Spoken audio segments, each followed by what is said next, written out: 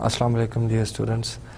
Welcome to the last lecture of public finance. I guess you guys are already fed up by looking at my face each and every day, or maybe like every lecture, and but at least by now you would be able to grasp what I'm saying, and you would be able to understand the implications of the subject of public finance and how important it is for you and for everyone, and the government expenditure and government finance and how they generate that revenue and how they spend that revenue is very important, and it has implication not for the economy as an aggregate, but at the gross root level, at the individuals as well.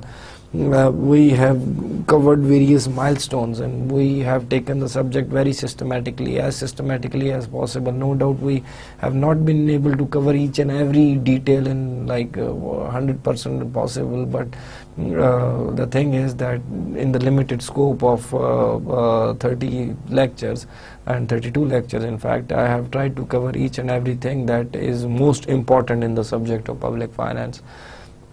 We started from the role of the government, then we moved on to the importance, highlighting the importance of that role. Then we started highlighting certain intricacies involved in like positive and negative externalities, and how government tries to correct those through taxation and subsidies. And then we moved on to the production of what are public goods. If there is a government, then there are goods that the government needs to provide, because in the role of the government we discussed that there are goods that private sector would not provide. So correct that failure in the market, the government needs to provide those goods. And those goods are to be provided, then how they are to be provided, what quantity and at what price.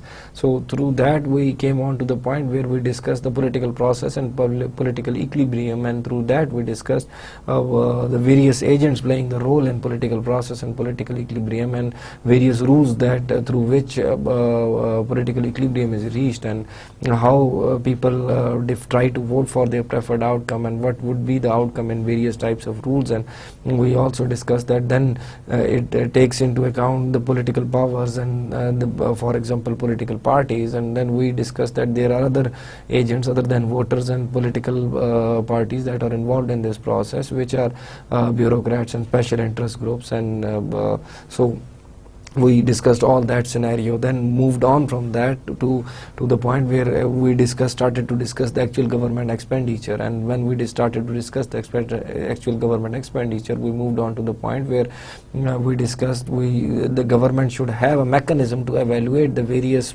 projects that it takes up in terms of its expenditure, and how to evaluate that. We discussed that in sense of for example cost benefit analysis in great detail. And then moving still in that direction, we moved on to for example other types of public expenditure, government expenditure, that is for example aid to the poor, and how that aid is provided, and what are the effects of that aid, and what are the for example effects on the markets because of that aid by the government, and all that. And now from moving to lecture 32, we would be discussing moving on with that discussion, and we would be summarizing like from lecture number 16 to lecture number 30 to cover the whole course in one big summary in the end. So basically whenever government takes a role in the economy and it subsidizes various activities, we need to conduct the economic analysis of that resource allocation by the government, because it is taking resources from hands of certain individuals through taxing and giving it to other individuals.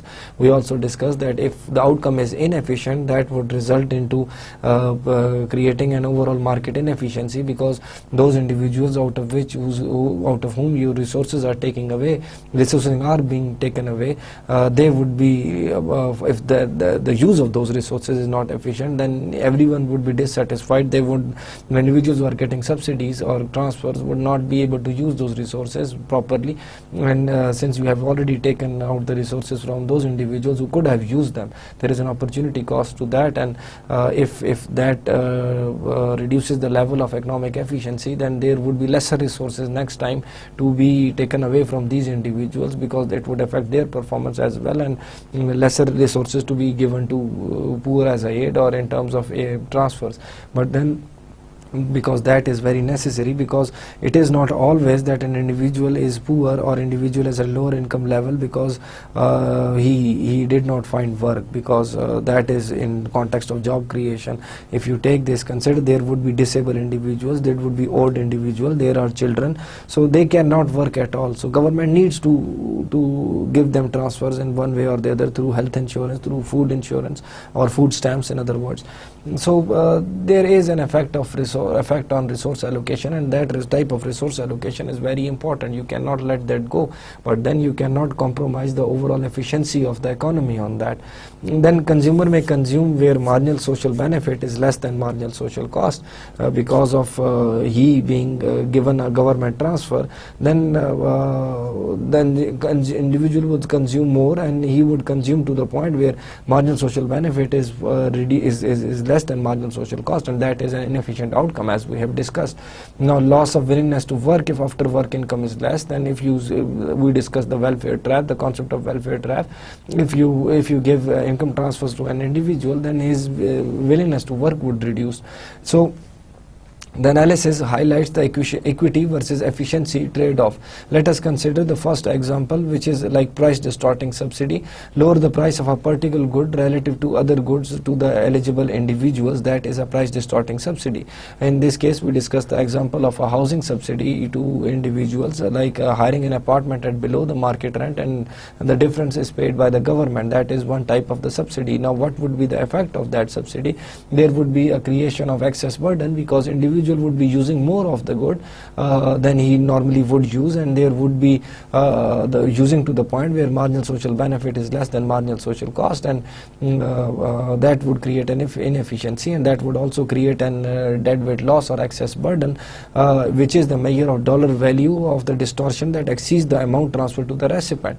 Now, you are taking resources from the hands of one individual and giving them to the other individual. That would result into, for example, them using excess quantity of that good where marginal social benefit is less than marginal social cost, and that is an excess burden to the society. And plus, in terms of market efficiency, the excess burden is that utility of the money that you have taken from these individuals is not as much as the amount of money itself. The dollar value of losses is much greater than the dollar value of the amount taken from those individuals. So now, this induces low-income people to increase their consumption, increase their demand. More resources are allocated for building more houses in that case, because the government is subsidizing. Its demand has increased because people are already using that facility in terms of to the point where marginal social benefit is less than marginal social cost. And more resources are allocated towards building more houses where value exceeds the benefits. Important to compare cost to taxpayers and the benefits accruing to low-income tenants. As I discussed, that the cost to the taxpayer needs to be considered the benefit to the income to the tenants. We also highlighted over here that individuals would benefit more if they would be given a direct income transfer instead of, for example, a subsidy. We discussed that graphically in terms of economic analysis, and it was very interesting, by the way, at least to me. It was very interesting. Then we also consider another scenario. If, for example, government subsidizes the medical facility to the individual, in the graph you can see that the quantity consumed of the medical services would increase to the point E2 from E1, where because the individuals are not paying for the facility, they would consume the product up to where marginal benefit is equal to 0. and that area where marginal cost is greater than marginal benefit represents the excess burden, which is loss in efficiency to the economy. So consumption till marginal benefits equal to zero. Excess burden is due to the subsidy in kind. This was basically in terms of a Medicaid, that is a program of insurance, and in fact a very big program in USA, where they actually the cost of this program is that the cost of getting a medical service to the individual is zero.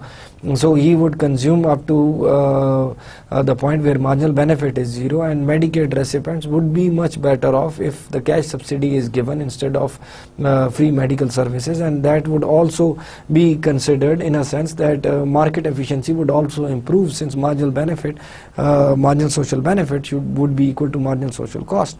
Now considering the same, now if the government provides a subsidy to, because government provides subsidies, that is again another expenditure of the government to various types of individuals. It might be and in various sectors. For example, there would be food stamps, there would be housing subsidy, there might be medical service insurance, there might be for example income transfers to unemployed individuals, there are retirement funds by the individuals for the individuals. So now this type of, for example, government assistance of program, and the one where that is being displayed by in the slide, grant ensures minimum level of income independent of work. Larger the grant side, greater is the disincentive for the individual to work. Because of income effect, we discussed the income effect and we discussed substitution effect. Because the individual's income increases, like after work income increases, so without work income increases, so he would be deputing more time to leisure rather than to work. So if such grants are very, like you can say licorice grants, so individuals disincentive for work to disincentive towards working would actually increase. So transfer could cause people to work more or less depending on whether the leisure is a normal good, because now in this case we consider that leisure is a normal good. So in order to consider the income effect, we had this graphical analysis, and we considered that considering no income transfer by the government, the first graph A up to 24 showed that out of 24 hours an individual would be at point E1 in terms of his utility, in terms of his indifference curve between leisure and work, and he would be choosing L1. But once you give him some grant, his level of income would increase, and this is the income effect, and he would be immediately at level utility level U2 and equilibrium point E2 representing L2, which is a greater amount of leisure than work. So this type of income transfer by the government would result into more leisure choice by the individual, and if income grant is further increased, then he would rather not work at all, which is represented by equilibrium point E3. Now increase in transfer payments induces individuals to increase leisure hours and reduce work per day. Now why we discussed this was that the effect of government for example expenditure in terms of various activities like housing subsidy or medical insurance, or for example income transfer to unemployed individuals might distort the economy, might distort the optimal outcome. So in this case also, as we saw that in case of housing subsidies and in case of medical services, there is a greater amount of excess burden, and in this case we are looking at individuals who are being given incentives by the government for the time who are being paid for not being at work. Then considering the cost and benefit, they would consider more leisure time than work if the amount of income transfer is greater. In order to evaluate this type of government aid to the poor, we also discussed, for example, the retirement benefits. We also discussed general income transfers to unemployed, and we discussed certain programs by the government in USA. We also discussed a proposal which is a negative income tax, which is a system where there is no status test but there is a minimum income guarantee and a take back rate. A minimum income guarantee for everyone, that everyone below this income level would be given this much amount of subsidy, and everyone above this level of income would be paying taxes. So basically what the government would be doing over here is they would be taking taxes from individuals who have the ability to pay taxes and giving it to the individuals who do not have the ability as subsidies, so that overall level of income would be same. And this is from the equity perspective, not the efficiency perspective specifically. Now people below the floor will receive subsidies, while above that floor will pay taxes. Now floor would vary definitely with terms of housing sizes. Now as I said over here, is there is a minimum income guarantee and a take back rate. Now minimum income guarantee is, for example, there is an earned income over here. We discussed this in detail, the same table, and there is the amount of transfer that an individual would receive with zero income. That is the minimum income guarantee, that is represented as 5,000 over here in the second row. And there is a take back rate of 50%, which represents that if an individual earns $1,000 of income, then 50% of that amount would be reduced from the minimum income guarantee, and he would be earning for getting disposable income as 5,500.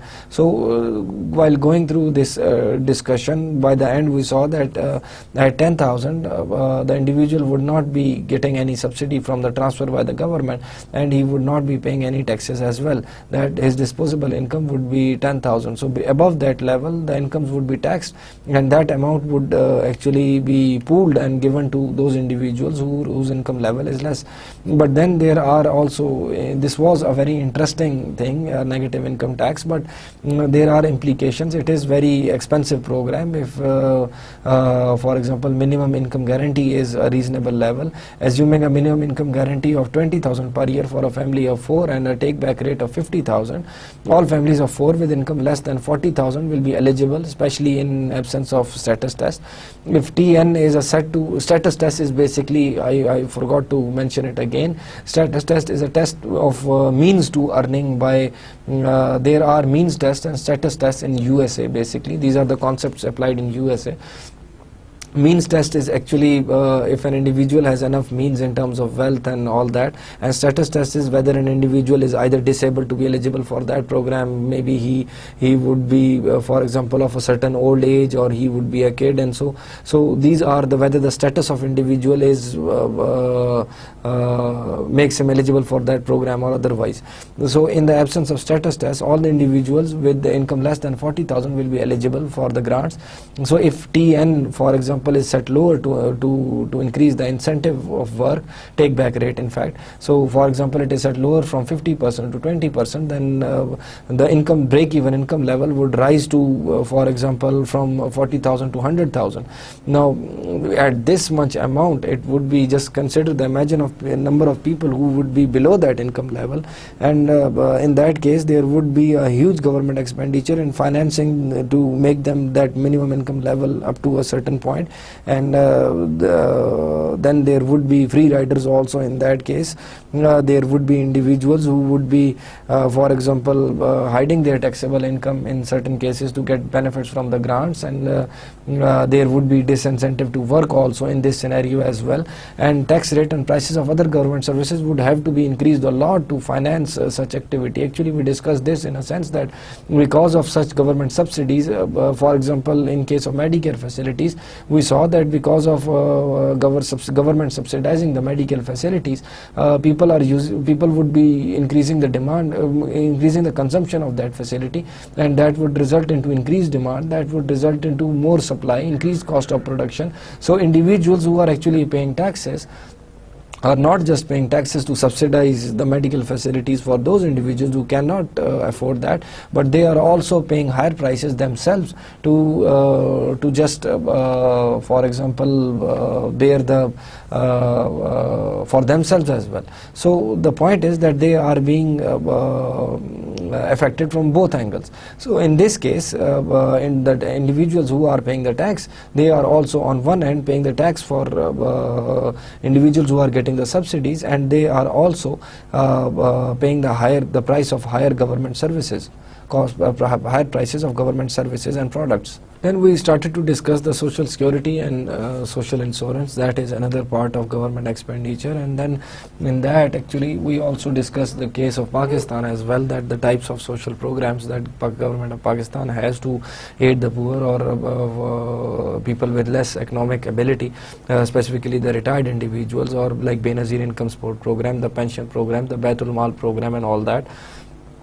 Now, moving on, we discussed in detail the pension system by the government. Now, previously we discussed that unemployment fund in specifically in terms of its effect on the layer and work choice by the individual. Then we discussed the pension system also in detail. Now, it is an basically pay as you go is one of the pension systems which is actually used by most of the governments and most of the countries. It is basically an unfunded benefit pension program where no assets are set aside and the benefits are paid by the employer or other pension sponsor as and when they are paid. So basically, in short, the current individuals employed in an organization are bearing the burden of the individuals who have been retired, and the deductions from them are actually used to pay pensions for individuals who are retired. Now, economic theory actually suggests that it distorts the saving and work choices of an individual, but yet there is no this pension system basically distorts the savings and work choices, but there is no conclusive evidence of that also. But the combined effect of influence on choices, like those who pay taxes to finance, those already receiving or close to receiving, needs to be conducted to get to a conclusive point. But our analysis would only be focused on those who are eligible for benefits and not on those who are paying taxes or financing that pension program. So there is basically, we discussed in detail that two types of effect, the substitution effect and the income effect. The substitution effect actually leads to decreased saving and work, and the income effect may lead to an increase or decrease in savings and work. Now, most economists believe that income effect also leads to decrease in for example, savings and work.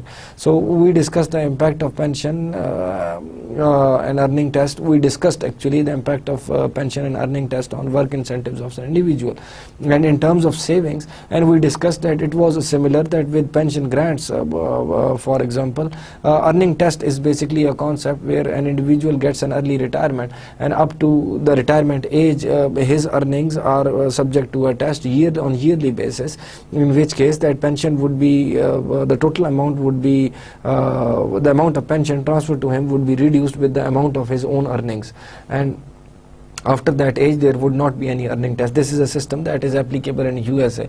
Now, in that case, an individual who's earning more than his for example amount of pension or certain amount, certain bracket, then he would not be paid pension at all. But once he reaches to that retirement age, he would be paid the regular pensions. So it affects individuals' work incentives in a similar fashion that we discussed, that it would affect the work incentives of an individual who is for example who is getting an unemployment fund. So in this individual's case, who is subject to an earning test, he would be having a substitution and income effect. But an individual, just like the individual who is getting an unemployment benefit, but an individual who is a complete retiree, he would be having an income effect only. There won't be any substitution effect because he is not subject to earnings test. Now, this was in perspective of work and layer choices, and mostly we discussed and we assumed that individual would choose more layer hours over work hours if for example his after work income is reduced by working more.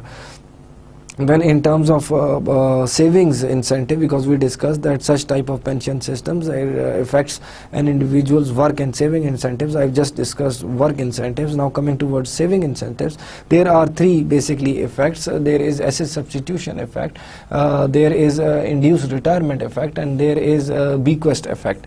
Now, asset substitution effect is because now people consider that the government promise for a future savings of a certain amount, that future pension of a certain amount. Why would I save?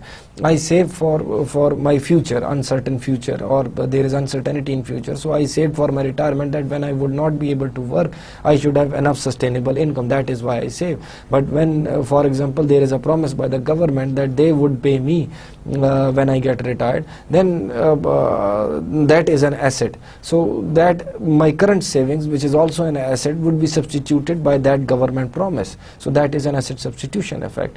Now, induced retirement effect is people might save more or less based on the fact that more than they would if social security does not exist, because they would not have retired or would not have retired as early had social security not been there.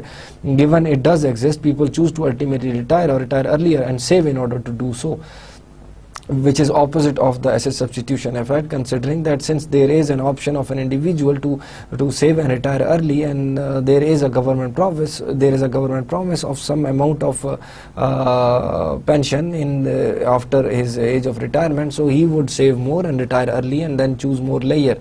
Then on bequest effect is people save more for the future, their future generation, their children and grandchildren, and so in order to give them more, they try to save more. The net effect of social security on savings was discussed by two economists, Martin Fieldstein and Alicia Munnell.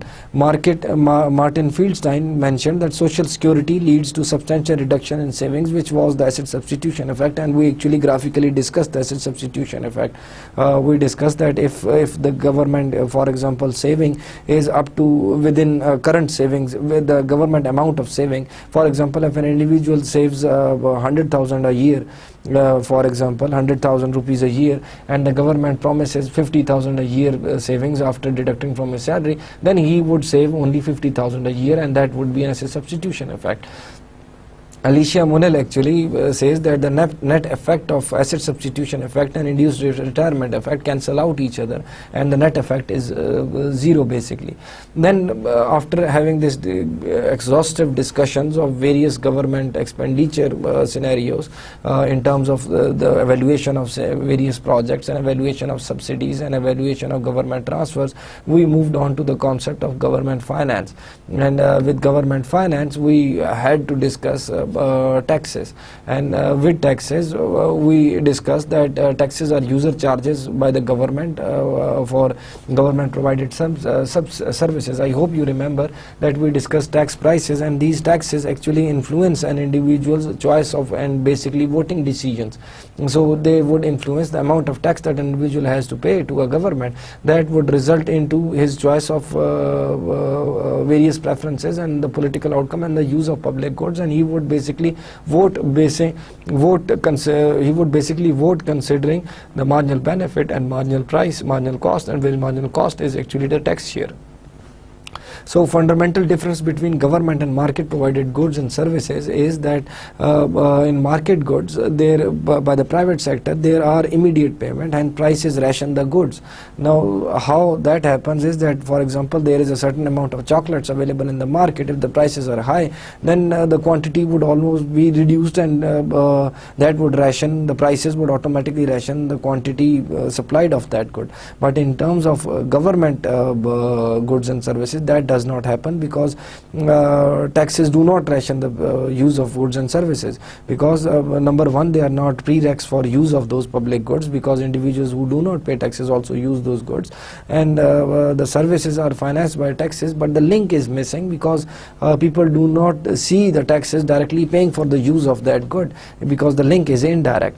And then we discuss the sources of various federal, state and local revenue, which are taxes, payroll tax, income tax, property tax, sales tax, estates taxes, and for example tariffs on imports and exports, tariffs on imports. Then there are fees, and there are tuition payments, and then there are licenses.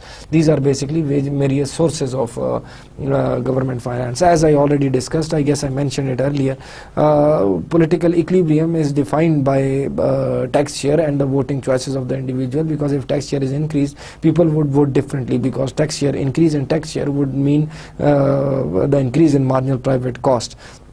So that would find a new point of equilibrium. So market equilibrium and its efficiency with which resources are employed in the previous use is also affected by the taxes, because the taxes distort the prices, and that distortion in prices might result into inefficiency in the market.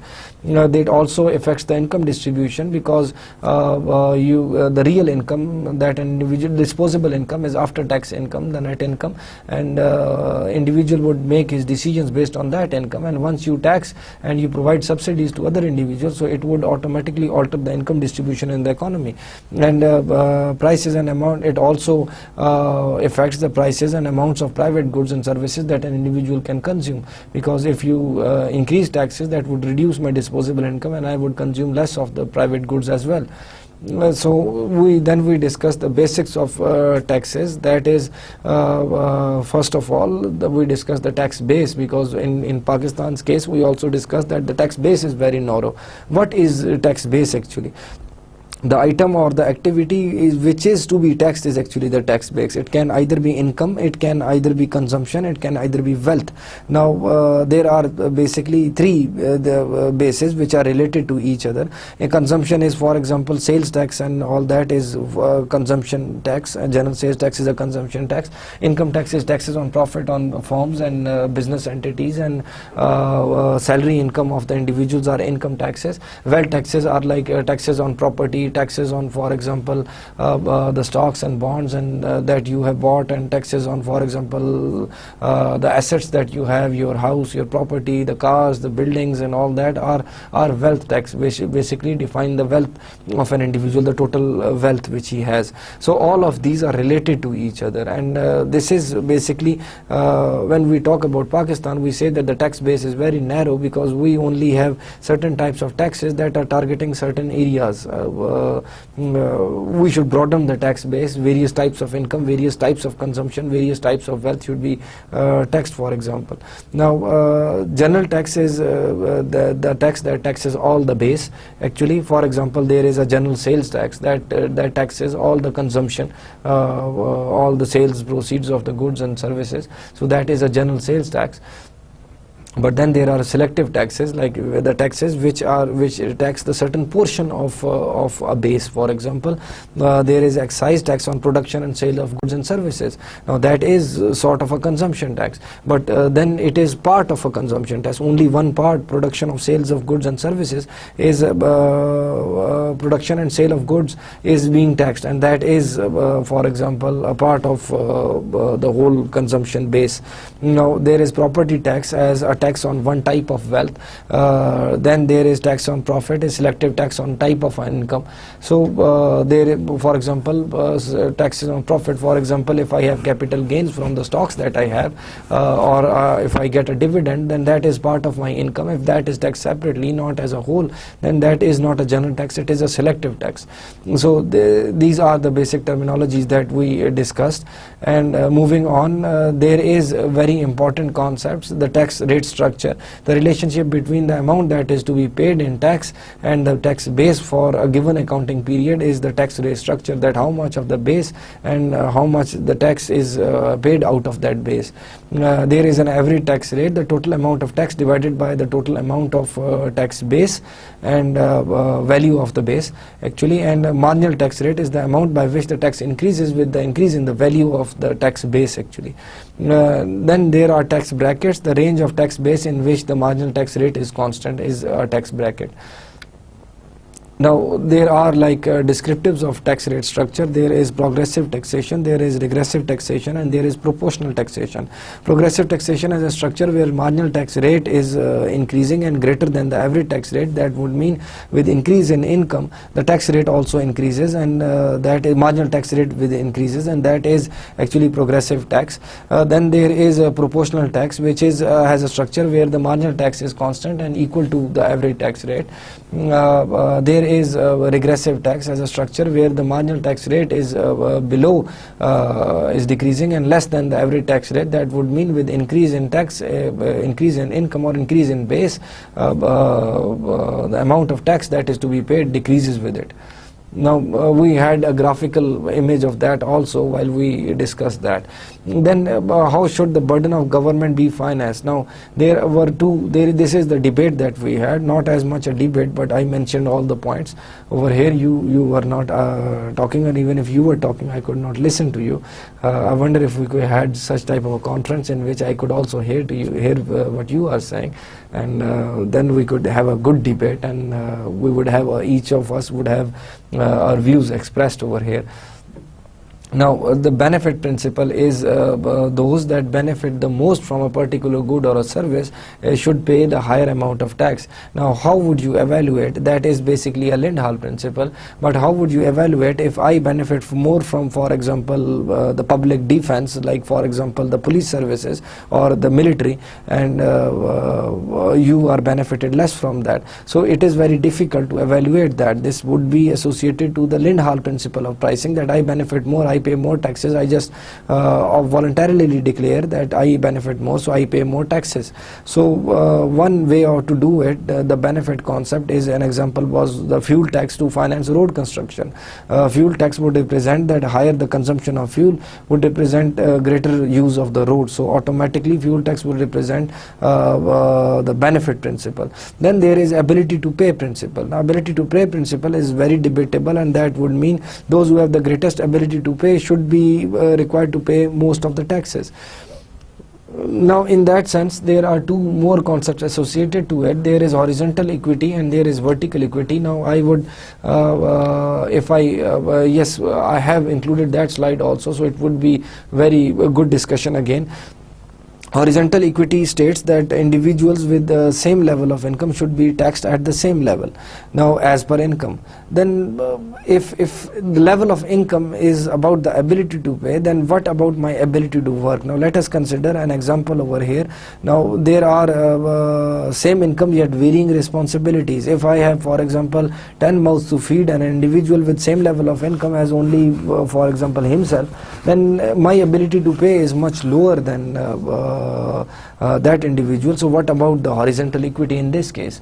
Then another example is, for example, same income yet varying choices of leisure and work. If I am earning the same amount as the next guy to me, but he is more capable than me, but he spends most of his time in leisure, and I work from like the maximum I can, and still our income level is same, but his ability is higher. So what about horizontal equity in this case? These are just the questions that I'm raising over here. I guess we should find that answers in there are no answers to these questions as such, because there would be no methodology to tax that unless considering the Lindhall principle, which is impossible in larger communities as such. Then there is vertical equity. People with differing economic ability, for example, an individual with higher economic ability should pay higher taxes, and individual with lower economic ability should pay lower taxes. Then there is a debate on this also, that how do you define an individual's higher economic ability? For example, an income increases, the marginal benefit to dollar decreases, but by how much? So how much would you tax a guy more than me if he has greater income than me? So that how much is a big question mark over here. Does it actually fall for someone who fears future inability to work if he's spending more time on work, and he considers that in future he would be unable to work, so he is saving for that? But when you tax that, you take out those savings from him for his future earnings. So what would be the vertical equity in this sense? There is a greater debate on this also. Then we discussed that how do we evaluate the alternative methods of government finance. One is equity. The distribution of burden of government finance should coincide with commonly held notions of fairness and ability to pay notions. Then there is efficiency. The system of government finance should raise revenues with only a minimal loss in efficiency to the economy, to the private sector. We discussed that because the taxes that are equitable are not always efficient, and the taxes which are efficient are not always equitable. Would it be equitable to tax, for example, consumption goods like flour, because efficiency would say that those goods are with more inelastic demand, and they should be taxed at a higher rate than the goods with elastic demand, because that would create less excess burden. But would that be equitable? Because individuals who are a bare minimum living standard, that those goods would be expensive for them, and it would be difficult for them. Then there is the administrative ease. We discussed Pakistan's tax reforms also. A government finance system should be relatively easy to administer in a consistent manner without excessive cost to collection, number one, cost to enforcement, and comply with tax and tax laws. Compliance with tax and tax laws should be easy rather than making it difficult.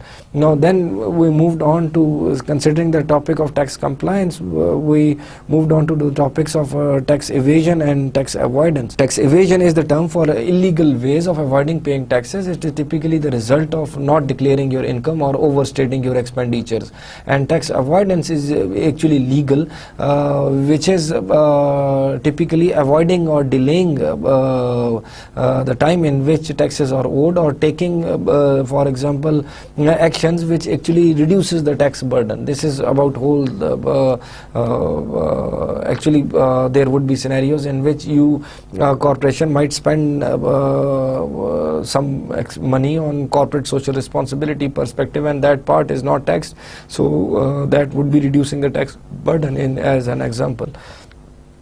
We saw that in order to reduce tax evasion, a government might need to take certain steps, and one of them is shown over here, that since the point where there is a marginal benefit of tax evasion also, and there is a marginal cost of tax evasion, so either we increase the marginal benefit, we decrease the marginal benefit of tax evasion, or we increase the marginal cost of that tax evasion, and that would actually reduce the equilibrium quantity of tax evasion or declaring the income. Marginal benefit can be reduced by for example or marginal cost can be increased by, for example, implying more legal penalties in that case, and for example, as the size of the income increases, the possibility of being caught also increases. Then other than taxation, there are alternatives to taxation as well by the government. One of them is debt finance, and the other one is inflationary finance. Debt finance is the means of financing expenditure through issuing of bonds. People willingly buy these bonds at the interest rate payment which is sufficient to offset the requirement of their current consumption, because they are letting go their current consumption and trading it against the interest payments that would be accruing based on those bonds, and then later on taxes are used to pay off these debts by the government. Now then there is inflationary finance, which is means of financing expenditure through printing of more money. It is actually reduction in real value. There is also inflationary tax. There is reduces command over resources in the private sector. Actually tax does that also. Then there are also user charges which the government can use, can also create efficiency if benefits of governments are congestible. User charges by the government are also another source of revenue by the government. Now these user charges can be beneficial if government uses them intelligently. For example, we discussed that there are congestible public goods like roads, for example. So if user charges are applied in such a sense that the marginal benefit of the last user is equal to marginal cost of providing that marginal cost of that which is the user charge of that road, then that would reduce the congestion as such. So we have the road congestion example on the slide also. No price required if traffic is below the point of congestion, but as soon as the traffic is above the point of congestion, the user charge may be applied where marginal benefit is equal to marginal social cost.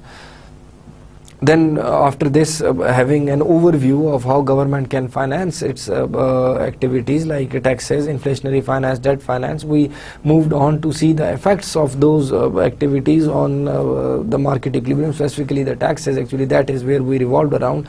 There is a price distorting tax that alters the relative price of goods. We took as example, we considered the example of a gasoline, that without tax there is an equilibrium point where a certain quantity is being consumed and a certain price is being paid. But when the government levies a tax on, for example, the consumption of that good, that would result into shifting of the supply curve, and that would result into, for example, reduction in efficiency and creation in excess burden. We also discussed that in terms of an indifference curve, where the budget line pivots on the y-axis and moves along the x-axis, and then because the gasoline is relatively more expensive for that user, user. Now the purchase price for the user has increased, and also shows a scenario actually we also discussed over here is that if it was a lump sum effect. Now since the budget line pivots on the y-axis and moves along the x-axis, there is an income effect as well as a substitution effect, because since the good is relatively expensive now, gasoline is relatively expensive, the consumer would substitute this for the other good also, and there is an income effect of course as well. So it creates an inefficiency and he goes on to a lower utility curve. But on the other hand, if there is a lump sum tax, a tax as a whole on the income of the individual, that would result into for example shifting of the budget line to a lower level, and that would result into an individual moving to a higher indifference curve rather than the one in which price distorting tax was applied. We discussed an example of a unit tax also. Unit tax is the one where it includes a certain price on the unit of the good consumed. For example, 32 cents on a pack of cigarette and 24 cents on a gasoline price is a federal tax. Then we also discuss considering that these taxes, price distorting taxes, creates excess burden in the economy, because the supply curve shifts or the demand curve might shift depending on who is where the legal incidence is, whether the supplier is being taxed or the consumer is being taxed. So we discussed the scenario that every time there is a shift in the supply curve, there would be an excess burden or the demand curve. So the excess burden is basically a loss to the society. So we discussed over here is that excess burden is zero when demand and supply is perfectly inelastic. So over here you can see that there is no excess burden over here when we in scenario A we consider that the supply is being taxed and the supply curve shift upwards, representing increase in price. The price has increased, but there is no excess burden to it. And if the supply is inelastic, then the same case, if the tax is there, the demand curve shift inwards and leftwards, representing a reduction in quantity demanded. There is for example reduction in terms of price, but in terms of quantity, but there is no excess burden to it. But perfectly elastic and inelastic supply curves and demand curves rarely exist. But we also discussed under this that as soon as the supply curve is inelastic, there is no or the demand curve is inelastic, there is no excess burden. But when the demand curves and supply curves are relatively elastic, there is excess burden to that, and that excess burden is actually deadweight loss to the society. And when government is considering the application of a tax, it should consider the efficiency loss ratio of a tax. That is, for example, because of excess burden there is efficiency loss in the market, so then it should consider the deadweight loss relative to the amount of revenue that they have collected, and they should tax the sectors where this ratio is minimum.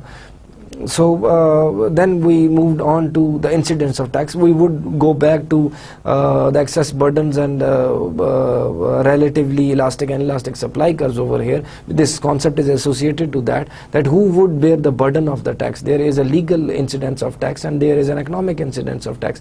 Legal incidence of tax is that who would legally, who's obligated to bear the burden of tax, either the supplier or the consumer.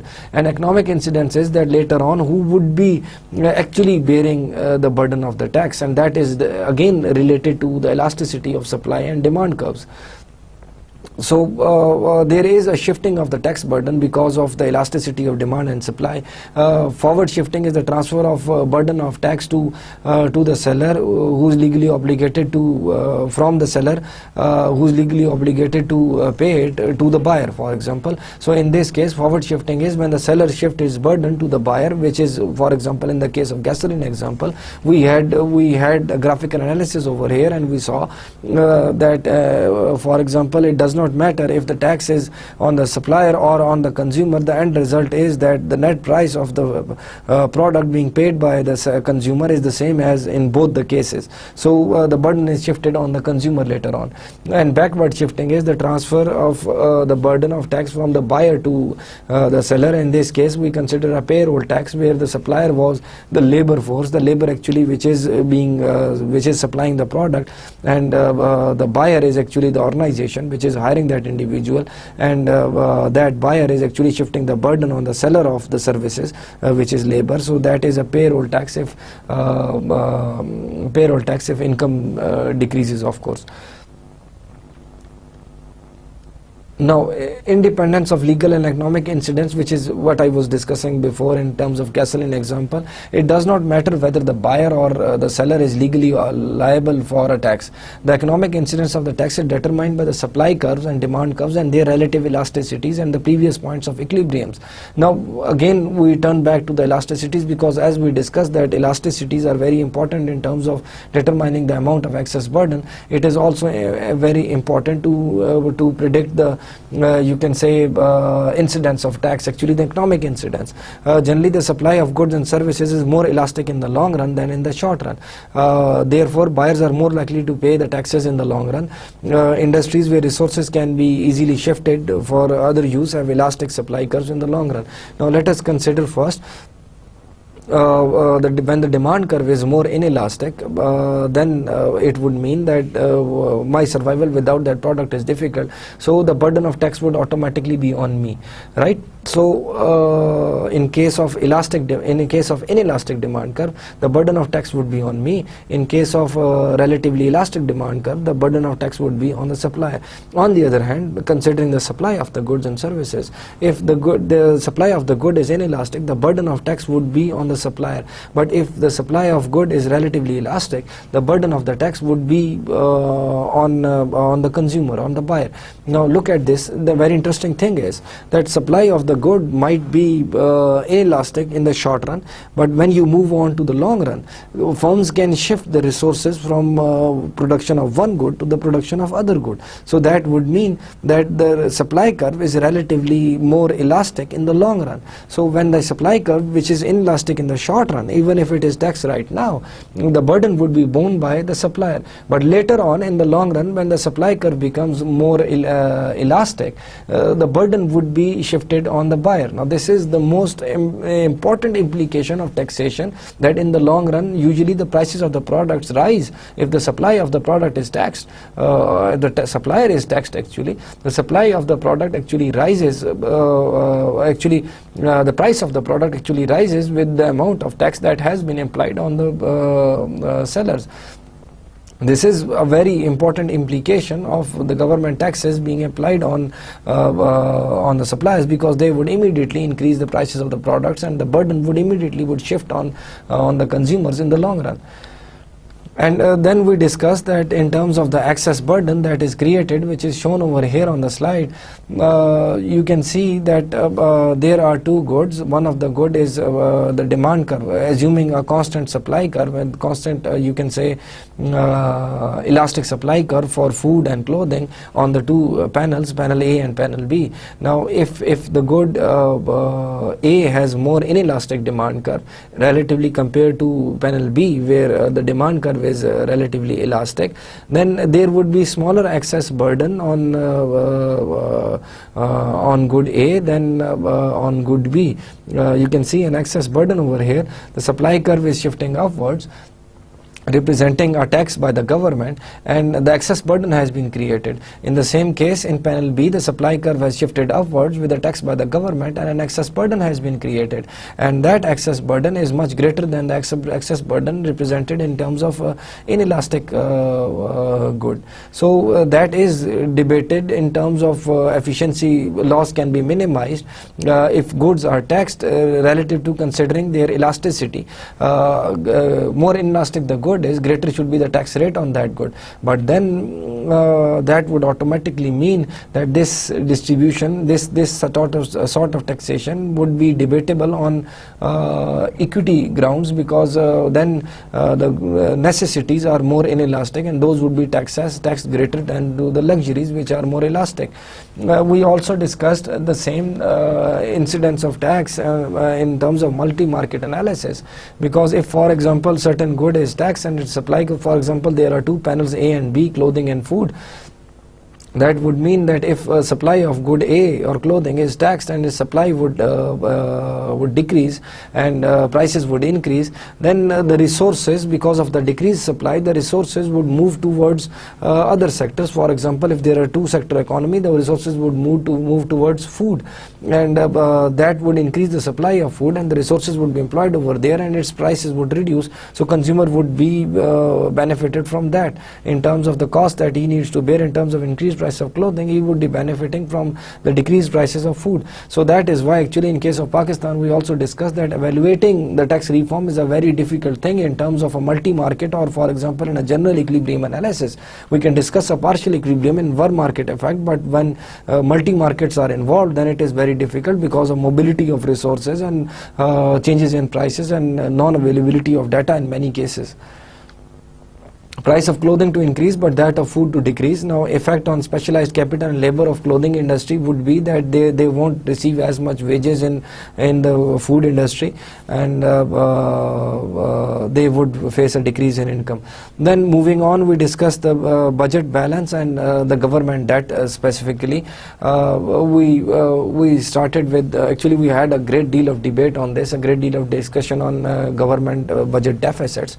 Deficit financing, another way of government financing. They run a deficit, and they which is later on they might increase the taxes, and in fact they might borrow from the economy, which we discuss in terms of debt. For example, they might borrow from banks, they float bonds and all that, and they might borrow from external funds, they spend in the economy, and later on in order to pay that back they increase the taxes. So there is three concepts: budget deficit, budget surplus, and the national debt.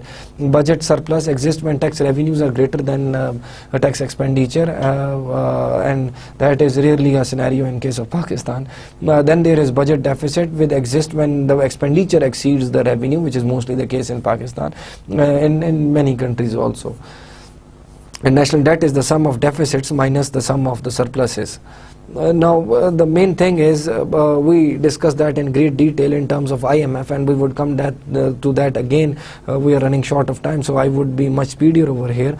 So one thing is that when government borrows from, because this theory is what we would be discussing later on in terms of Pakistan. We discussed that in the last lectures, that when IMF says that it would crowd out the private sector, this is exactly what they mean, because when government borrows from the private sector, that would reduce the loanable funds in the economy, and that reduction of or that would increase the demand for loanable funds, and at the given supply curve, the equilibrium interest rate would increase.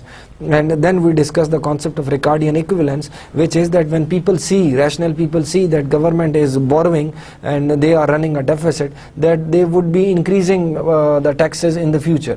So the supply of loanable funds, apart from the demand for funds by the government, the supply of funds would also increase, because people would start saving to pay for the future taxes, and then the equilibrium interest rate would remain constant. Then there are economic effects of federal budget surpluses. Unified budget surplus avoid government to provide capital to loanable fund market, and that would reduce the interest rates. Then in terms of public finance and resource mobilization, this is the area where we started discussing Pakistan, and since we are running out of time and I have quite a few slides to cover, so I would be very fast over here, since this is only a revision lecture. Now the structure of government of Pakistan is, there are federal government, there is provincial government, and there is local governments. Now before the implementation, actually all the dictatorships, actually military governments in fact, were very fond of or very interested in starting the concept of local governments in Pakistan. For example, there were basic democracies, there were union councils, and there were like Nazim system by Pervez Musharraf also. Then President Pervez Musharraf. Then before the implementation of district government system in 2001, local governments were extensions of provincial governments, and the former acted on behalf of the local only. Therefore, there was a great deal of overlap between three tiers of the government. That has been like legacy of Pakistan, the overlap between three tiers of the government. There are federal government is required to transfer revenue from taxes, as may be specified from time to time, to the provincial governments, which we discussed under National Finance Commission awards, and taxes to be included in the divisible pool, and the share to be given given to each province is determined at the time of various awards. The National Finance Commission is a body constituted by President of Pakistan, which is meant to divide the revenue sharing formula for the divisible pool from federal to government, federal to provincial governments, and NFC is supposed to announce an award every 5 years.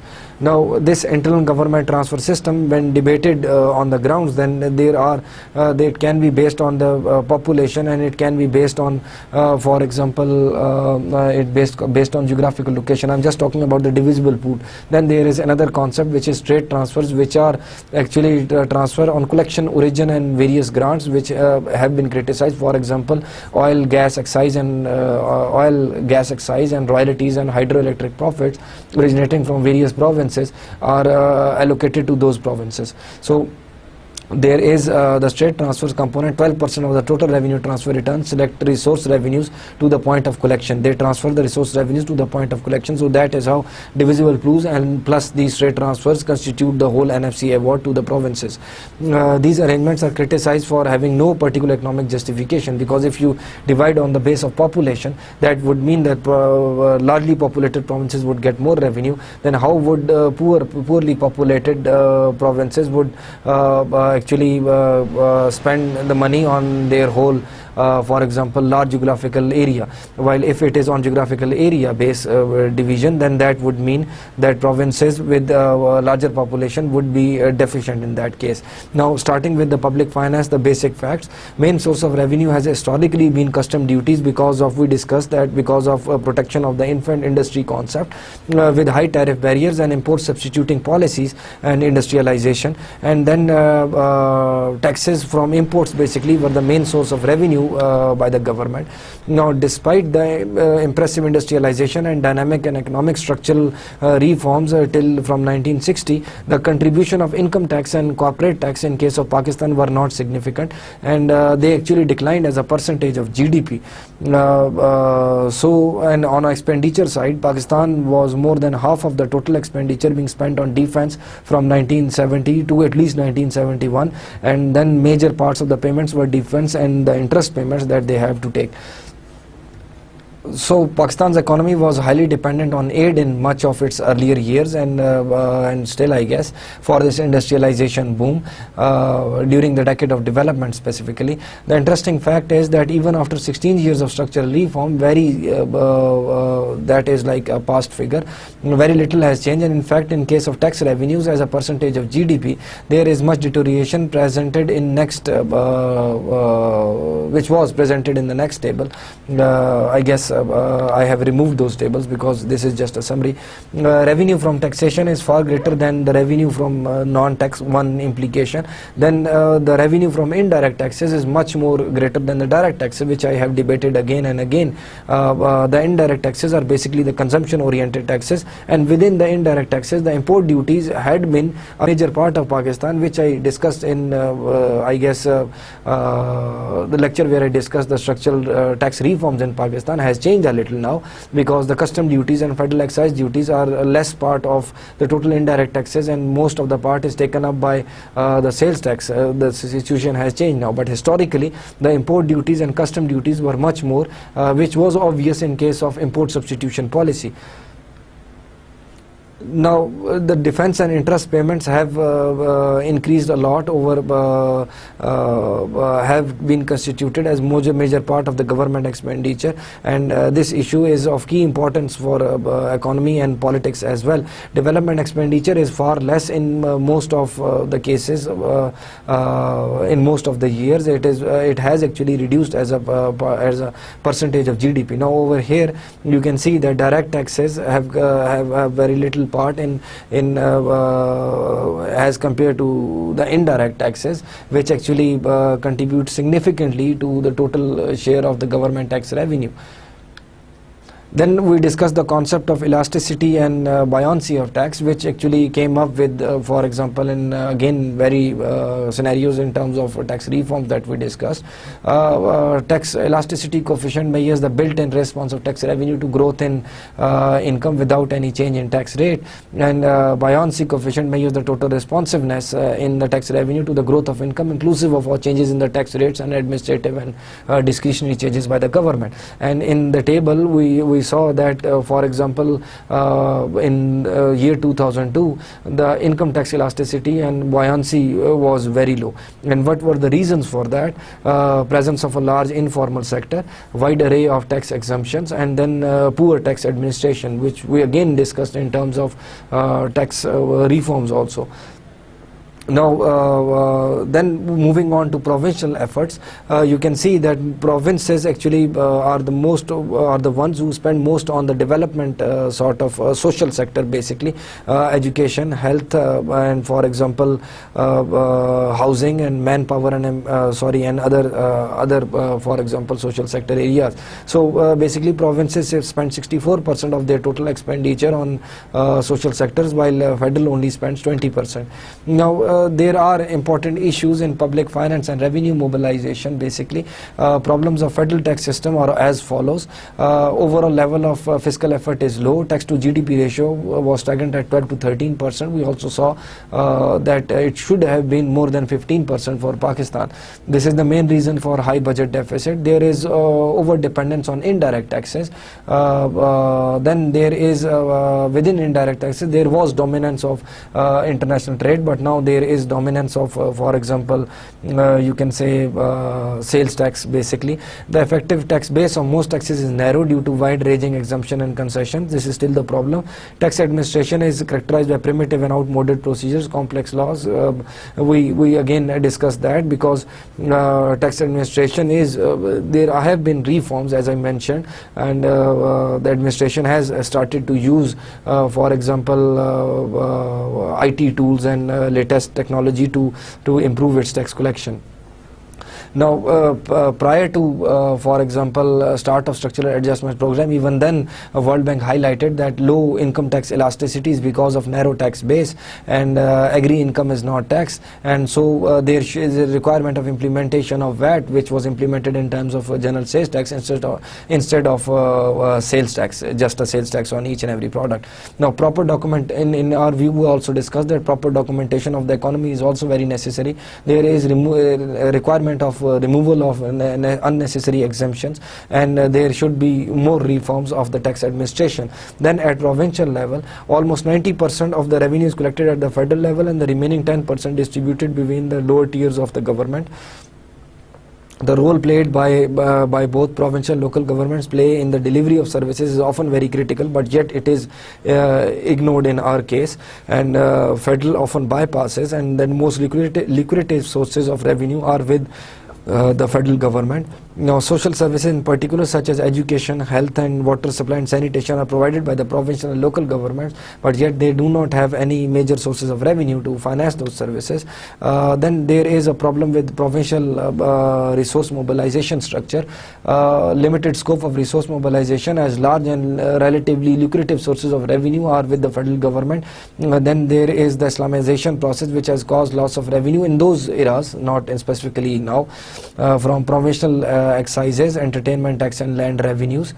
Then provincial governments have been able to exploit the agricultural, have not been able to exploit agriculture income tax because of exemption on that, and tax on value added in service sectors and capital gains on or immovable properties. The elasticity of provincial taxes is low, which means low growth in tax revenues with increases in those tax bases. Incentive environment is prevalent in such a way in the country that whenever the province is going to deficit, they have access to another line of credit from the federal government. So there is an ad hoc deficit grant. Because of that, the provinces are not very keen towards increasing their resource mobilization effort, and of course there is poor tax administration. Then we discuss the local government specifically. provincial governments are perceived to be main providers of the benefits to the people, so local governments are not given much pool of resources. It is assumed that they are also generally assumed that provincial governments are better at raising the revenue, so revenue generation sources of the major lucrative sources are not granted to local governments. However, like the surprising evidence is, local governments have been very efficient based on the grounds that they are in contact with the original user, and they can be more efficient. They provided more autonomy and more resources. We discussed that in great detail, that local governments are not provided the full autonomy over their areas, and there was a discussion about the bureaucrats who are basically under the reporting channel to provincial governments, are under the local governments, but they cannot be held accountable by Nazims and Naib Nazims after 2001 district government system. Later in 2010, the system was revolved, and the executive heads are a deputy commissioner of district commissioner officer actually. Now, current pattern of governmental fiscal relations between the provincial and local governments in the country is such that the former is instrumental in retarding the development in terms of expenditure growth of the later, because provincial governments actually substitute the local governments in most of the cases in terms of provision of services also. So they actually keep the major sources of revenues with themselves, and even if the local governments do not have lucrative sources of revenues, despite the fact that many development activities like housing and sanitary and sanitation and for example provision of water supply are with the local governments. Then certain types of taxes like buoyancy of property tax depends on property value assessment, and that requires a considerable effort. That tax is collected by the provincial government and distributed to the local government, but since that assessment is a greater effort, then provinces are not willing to do it. Then an institute, for example Applied Economic Research Center, provided a report on the decentralization effort and the local governments, and argued that the local governments are justified on economic as well as political grounds. Economic grounds is because they can reduce the cost and provide services at a much better quality, and on political grounds because there is a sense of participation at the lower grassroots level, as well as since those individuals like Nazims and Naib Nazims are elected from the local community, they are more well aware of the problems of the local community, and they can contribute more. So I wish I could have summarized more of this debate, but we are mostly out of time right now. So what we highlighted over here in case of Pakistan was the most important context of 3 tiers of government and main sources of revenues and expenditures by those governments. And I hope very best of luck for you guys in future, and I hope the information in this course has been very useful to you. Take care, best of luck for your future endeavors. Allah Hafiz.